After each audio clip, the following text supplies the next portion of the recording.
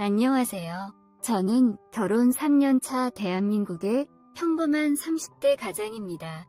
얼마 전 경험했던 아찔한 이야기에 대해서 한번 이야기해 보겠습니다. 저희 아내는 정말 미인입니다. 아내뿐만 아니라 저희 처갓집이 전부 다 미인이에요. 장모님도 연세에 비해 정말 동안이고 미인이시고, 우리 와이프는 제가 처녀 시절부터 몇 달을 졸졸 따라다닐 정도로 저희 동네에서는 나름 유명했던 미인입니다. 얼굴도 예쁘고 몸매는 더 예쁩니다. 결혼한 이후에도 바다로 휴가를 가거나 하면 와이프의 수영복 입은 모습을 보고 20대부터 50대 남자들까지 모두 다 군침을 흘리며 쳐다봅니다. 저는 모두의 시선을 한몸에 받는 아내를 보면서 괜히 뿌듯해지곤 하죠. 그리고 아내와 4살 차이 나는 저희 처제도 정말 장난 아닌 미인입니다. 처제는 본인의 외모를 활용해서 본인을 모델로 한 쇼핑몰을 하고 있는데, 여성복을 파는 쇼핑몰이지만 왠지 모르게 여자보다는 남자 손님이 많다고 합니다. 외모도 예쁘고 능력 있는 처제라서 어딜 가든지 남자가 줄줄 따라다닙니다. 하지만 처제는 이상하게도 최근 몇 년간 남자친구 만나는 걸 본 적이 없어요. 말로는 남자에 관심 없고 이러는 게 더 좋다고는 하지만, 한참 젊고 예쁜데 주변에 멋지고 잘생긴 남자가 한 트럭은 될 텐데 남자에 관심이 없다는 게 저는 이해가 가질 않더라고요. 하지만 어차피 제가 데리고 살 것도 아니고 본인 인생 본인이 알아서 하겠지 하고 그냥 신경 쓰지 않기로 했습니다. 저는 아내와 결혼하기 전에 작은 중소기업에서 대리로 일하고 있었는데, 결혼하고 나니 처제의 쇼핑몰 사업이 워낙 커지는 바람에 지금은 처제 밑에서 일하고 있습니다. 주변 친구들에게 처제가 사장이라고 하면 저보고 한심하다고 자존심도 없냐고 하지만, 처제가 결혼 선물로 외제차를 사줬다고 하면 다들 아무 말도 못합니다. 남자 자존심이 밥 먹여주는 시대도 아니고, 이전에 다니던 중소기업보다 월급도 2배가 넘게 주는데 그걸 마다할 바보가 어디 있습니까? 회사 내에서는 모두 6명이 일을 하고 있는데 저 빼고 모두 여자입니다. 젊은 여성복을 판매하는 일이라 전부 20대 여자들인데, 패션 회사인 만큼 다들 스타일도 좋고 한미모하는 사람들이라 어떨 때는 제가 눈둘 곳이 없을 만큼 사내 분위기는 천국과도 같습니다. 오죽했으면 처제가 저를 자기 회사에 들여보내면서 절대로 한눈 팔고 바람 피면 안 된다고 신신당부를 할 정도였겠습니까? 하지만 아무리 다른 사람들이 예쁘다고 한들 저희 와이프의 미모에 비할 수 있는 사람은 아무도 없었기 때문에 저는 바람 근처도 가지 않고 지금까지 잘 버티고 있었어요.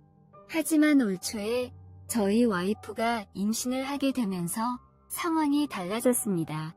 저는 그전까지는 빨리 아이를 가졌으면 좋겠다는 생각만 하고 있었는데, 막상 아내가 아이를 가졌더니만 정말 큰 문제가 생기더라고요.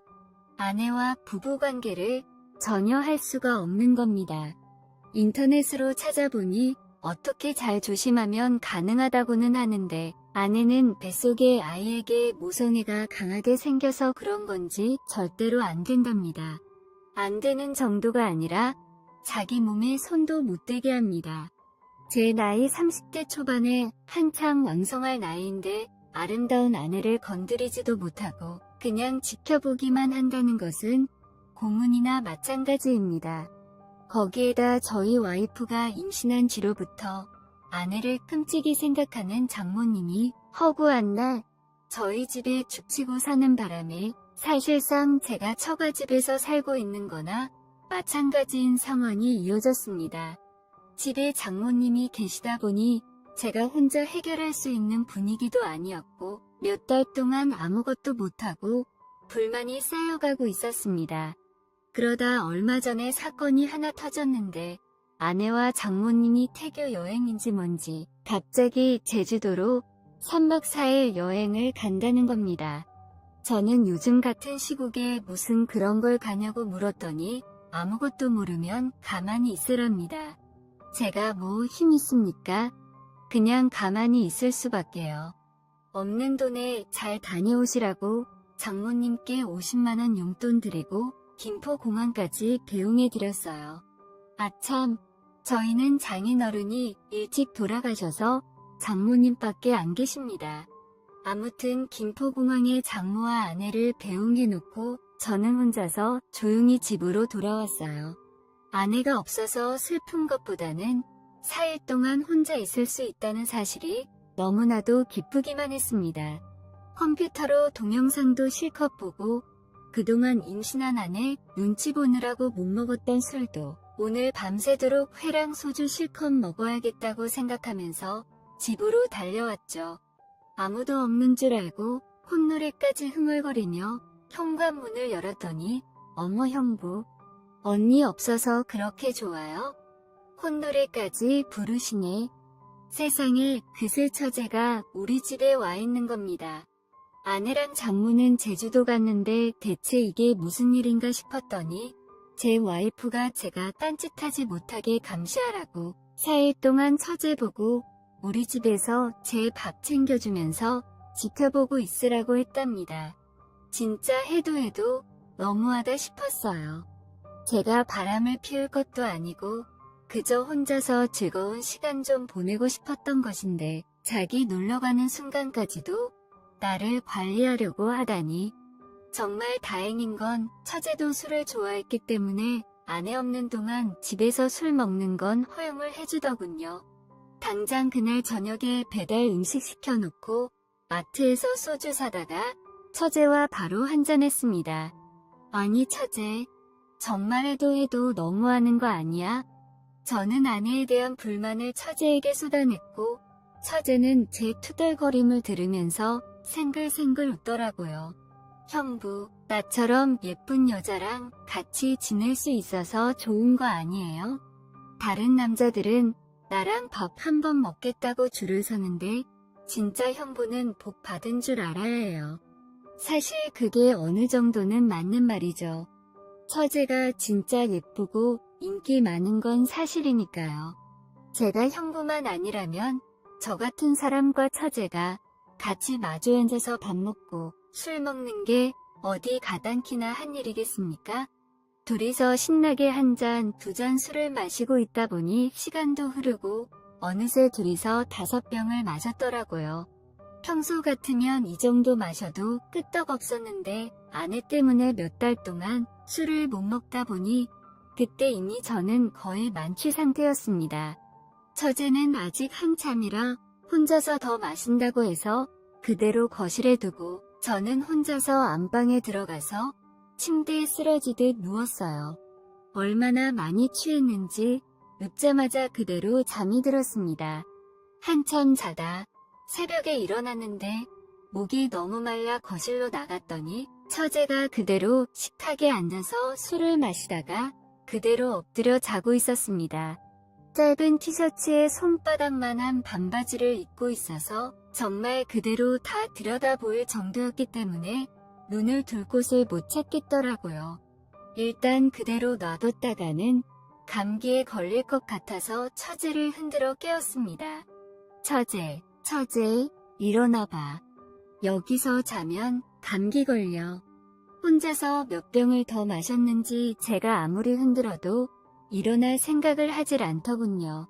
결국 어쩔 수 없이 그대로 처제를 부축해서 일으켜 세웠습니다.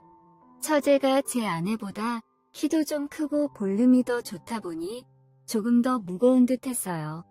어디를 잡으면서 부축해야 할지 참 애매한 순간이었지만 힘없이 늘어지는 처제를 부축하고 장모님이 쓰고 계시던 손님 방으로 향했습니다. 침대 위에 처제를 눕히는데 갑자기 처제가 잠꼬대를 하는지 저를 끌어당기더라고요. 순간 처제의 바디워시 냄새와 술 냄새가 섞여서 좋은 향기가 제 코 속으로 훅 들어왔고 정신을 차릴 수가 없더라고요. 정말 처제만 아니라면 그 순간 이성을 놓아버렸을지도 모릅니다. 하지만 아내와 장모님의 얼굴을 떠올리면서 저는 필사적으로 참았어요. 이건 말도 안 되는 거잖아요. 혼자서 머릿속으로 애국가도 불러보고 어떻게든 진정한 다음에 처제의 품 안에서 조용히 빠져나오기 위해서 슬금슬금 몸을 일으켰습니다. 그러자 처제가 갑자기 잠꼬대를 하는 건지 제게 입을 맞추기 시작했고, 그때까지 간신히 붙들고 있던 제 이성도 날아가 버렸습니다. 미친 듯이 입술을 맞추고 5단으로 손까지 들어갔죠. 술에 취해서 몸에 힘이 없는 처제라 제가 모든 걸 다했습니다. 마음속에 응어리진 그 욕구를 다 쏟아냈죠. 정말 황홀한 순간이었지만 짧게 스쳐 지나갔습니다. 마음 놓고 천천히 길게 즐기지는 못하겠더라고요. 솔직히 제가 정말로 잘못한 게 맞지만 누구든 그런 상황에서는 정신 차리기 쉽지 않을 거라고 생각합니다. 그래도 한 가지 다행인 건 처제가 정말 인사불성으로 취해서 그날 밤에 있었던 일을 기억하지 못할 것 같았어요. 술에 취해 기절해 있는 처제를 재우고 저는 새벽에 몰래 제 방으로 다시 돌아왔습니다. 방금 무슨 일이 일어난 건지 두근거리는 심장이 진정되지 않았고 처제의 향기를 지우기 위해서 그 새벽에 샤워까지 하고 잤습니다. 다음날 아침 출근하기 위해서 같이 일어나서 해장도 못하고 차에 탔는데 조수석에 타있던 처제가 제 얼굴을 빤히 쳐다보면서 형부 정말 좋았어 라고 하는 겁니다. 진짜 순간 심장이 떨어져서 심장마비에 걸리는 줄 알았어요. 처제는 처음부터 술에 취한 것도 아니고 다 알고 있었던 겁니다. 그때부터 4일 동안은 정말 일 끝마치고 집에 돌아와서 처제와 만리장성을 쌓았습니다. 한두 번이 아니었습니다. 진짜 그야말로 만리장성을 쌓는 욕망의 파티였습니다. 그러면 안 된다고 생각은 했지만 생각뿐이었고 몸은 제 말을 듣지 않았어요. 오죽했으면 나중에는 젊은 남녀를 한 집에 두고 놀러간 아내와 장모님이 잘못이라는 생각까지 들더라고요. 그리고 마지막 4일째 장모님과 아내가 돌아오는 날이었습니다. 오후 4시쯤 인천공항으로 돌아오는 비행기였기 때문에 저는 안심하고 있었어요. 그때는 처제와 둘이 대놓고 안방에서 자고 있을 때였는데 그날은 일요일이었기 때문에 푹 자고 천천히 일어나서 아내와 장모님 마중을 나갈 생각이었습니다. 한참 자고 있었는데 왠지 그런 기분 있지 않습니까? 누가 나를 지켜보고 있다는 기분이 들어서 살짝 눈을 떠보니 누군가가 침대 앞에 우두커니 서서 저와 처제를 내려다보고 있더라고요. 진짜 저는 순간 저승사자가 저를 잡으러 온 줄로만 알았습니다. 그 저승사자는 바로 장모님이었고 저와 눈이 마주치자마자 뛰어나가서 칼국수 해먹을 때 쓰는 홍두깨를 가져와서 저와 처제를 두들겨 패기 시작했습니다. 정말 천만다행인 건 아내가 자기 친구한테 선물 주고 온다고 중간에 내렸고 장모님만 먼저 집에 들어온 것이었어요. 원래는 오후 비행기였는데 아내가 너무 피곤해해서 일찍 돌아와서 쉬기 위해서 새벽같이 준비해서 서울로 올라왔다고 하더라고요. 저와 처제는 장모님에게 두들겨 맞아서 두들겨 맞은 채로 장모님께 싹싹 빌었고 화가 머리끝까지 났던 장모님은 한참을 저희 둘을 씩씩거리며 노려보다가 그래도 딴 여자랑 바람 안 난 게 다행인 건지 하시면서 그냥 이거는 우리만 아는 비밀로 하자고 넘어갔습니다. 아내가 알았다가는 진짜 제가 죽던 우리 가족 중에 누구 하나는 죽었을 겁니다. 그날 이후 장모님과 처제 그리고 저만 아는 비밀이 생겼고 아내는 절대 모르게 죽을 때까지 무덤까지 가지고 들어가기로 하고 살고 있습니다. 지금도 회사에서 매일 처제와 마주치는데 솔직히 한번 붙은 불이 쉽게 꺼지겠습니까? 장모님도 어느 정도는 아는 것 같은데 같은 회사에서 일하다 보니 떼어놓을 수도 없고 골치 아파서 신경 안 쓰기로 하신 것 같아요. 다행히 아내는 절대로 모르고 있으니 다행이다 싶기도 하고 요즘 만삭이기 때문에 한참 예민해서 집에 들어가면 잘해주고 있습니다. 오히려 처제와 이런 일이 생겨서 그런 건지 몰라도 아내한테도 더 잘하게 되더라고요. 약간 미안한 마음도 들지만 애초에 아내가 만든 상황이라서 어쩌겠습니까? 미안한 만큼 더 잘해주고 처제 말고는 다른 여자에게 눈길도 주지 않을 겁니다. 그리고 무엇보다 저의 기술에 처제가 너무 만족하고 있다는 걸 느끼고 있습니다. 저를 인정해주는 사람에게 저도 더 열심히 하게 되더라고요.